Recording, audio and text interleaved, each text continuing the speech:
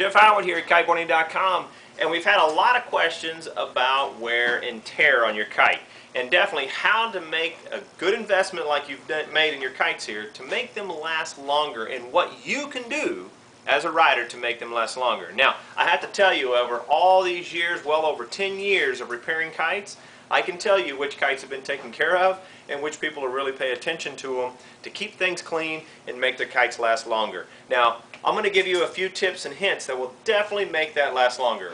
One, which we always do, is sun exposure.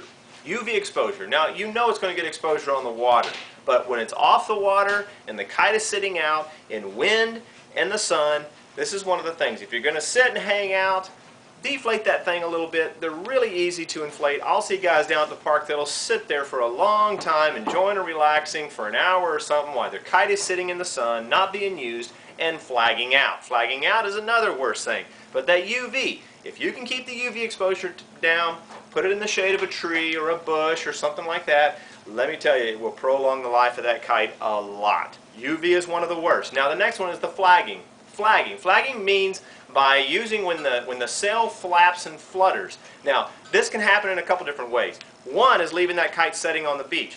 And what will happen is along your trailing edge here, you will start to get wear and tear because this begins to flap. Now, when this kite is flying, it's not flapping. So you'll get cracking. It's called cracking in the sail. There's a treatment of polyurethane in these polyester sails. Now, once that flags and breaks that down, it will begin to lose its strength and its staticness and cleanness like this. And what happens is it will stretch. And when that stretches, you get a pucker back here along your trailing edge, and the efficiency of that kite, for which you don't know, goes down drastically. So flagging of the kite, don't let it sit and flap in the wind. If you have it up on the beach or you have it up on the grass or wherever it is, put it in a place that the sail is not flapping. Lay it out a little flatter. The last thing, deflate it a little bit. It's easy to pump back up, but that is a main wear and tear on kites that we see, the ton of them that come in here. It's called flagging. Look to the light through the sail, you'll see the cracking. It's called cracking in the sail, and it will break it down. Now, the next one I want to talk about is sand. Sand and dirt, which is something that we all get on our kites. Cleaning these things off, showering off, will make them last longer. Sand is one of the worst. We get sand all up inside of here, in between the sail and these hard casings of your struts and your leading edges. Up inside of here is wear and tear. Roll this kite up, throw a handful of sand in, because that's basically what you're doing. Get that sand out of there when you go to deflate it. Don't pack it up really tight. That sand will wear little holes all along these edges. So clean it out a little bit. Run your hand up in here, get a water hose at the house, shower it out, and let it dry out of the sun and out of the wind. Let it dry out. Do that once in a while, it'll take care of it. Now, the next one is color fading. Color fading is nothing that structurally does anything to the sail, but a lot of people ask us, why? What's going on? These colors are not color fast, meaning that they don't hold their color really well. They are polyesters, nylons, they're not cottons, and they will bleed these colors. The most important thing is if you pack it when it's really wet, you'll come to find out that it really won't fade the colors. But if it's just that skim of water and the layers stick together really close and tight, that's where you're going to get the color fading, from black to yellow or black to blue or something like that. But it has no structural problems with the sail. It's just that it may look a little bit ugly and the colors move. But get them dried before you pack them away, or break them out as soon as possible. Don't let them sit for long periods of time. A small period of time is fine. The next one is leading edge wear that will happen from sitting on the ground. These kites, when they sit on the ground, they always move. Getting them to sit solid so they don't move or slide, but you need to inspect these leading edges. All along this leading edge, no matter what, a little small shell, when this kite slides on the beach or something like that, you will get small cuts. And due to the higher pressures that we're putting in these things and everything else, these can blow out and explode. We have had many full exploded leading edges, and it all started from a little 1/4 inch or a 1 inch cut. Inspect these and get them repaired correctly.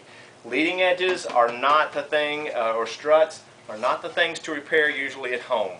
If you're out on a trip, use some tear aid, quickly get yourself back on the water, but remember, get these repaired correctly. Now, the next thing is bridle points and things. Bridles are one of the things that you trust in to hold and connect you to your kite.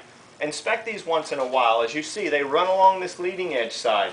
They will get wear and tear on them. This is the, we've been lucky, this is one of the new edge races with race bridles. Man, it's just beautiful. These things have way less drag. But they do a reinforcement here on the Spectra to take that wear and tear off of the Spectra. Really nice setting. Inspect these. Again, these make your connections to you and your kite. Again, your safety and everything else. Just do a nice inspection of these, and you won't have any problems if you need it. Now, the last thing I want to talk about is valves. Valves and how they're connected. Now, one is you will see these little neoprene covers. Almost every manufacturer now is using them. If you don't have these, get them on there. Give us a call. We have neoprene covers. What happens is when you roll your kite up, that wear and tear on this cell, well, these little plastics inside of here, I can't undo this, but it's a really hard plastic edge. And when it's rolled up, it will actually cut this cell and put little wear marks all the way across the kite. So be aware, get these neoprene covers on there. If they slid off, get them replaced. The last thing I have about valves, which I cannot tell you, emphasize more. When you deflate your kite, most people, you have the inflate valve in and you just pop the deflate. Vinyl and PVC valves and everything else, those valves actually will stretch out. When they stretch out, they will do wear and tear in there, and they'll gradually start to leak around those. So when you pop the deflate valve, pop the inflate valve as well. Do that on all of your kites. Do not leave that inflate valve in there. What will happen is it will gradually stretch out and begin to leak. This is a very common problem that we see. So make sure to undo all those valves. Here on the Ozone, it's a great, this is another one. When you're up inside of here, these are all these new lock-on, twist-on valves. They're fantastic. You inflate the kite very fast and you deflate the kite very fast. But clean the sand out of them. Don't leave sand up inside of these. It's wear and tear on that plastic. When you want to tighten it down and there's sand up around these threads, it's wear and tear. Now you can replace some of these. You can get replacement screws if you have any problems if they're leaking, but clean the sand out. Sand is an enemy to us, and we always want to play on the beaches, so get that stuff out of there and make it last. That's Jeff Howard here at Kiteboarding.com and Fix My Kite to make your kite last longer, increase its value, and have a better resale. Have a great day.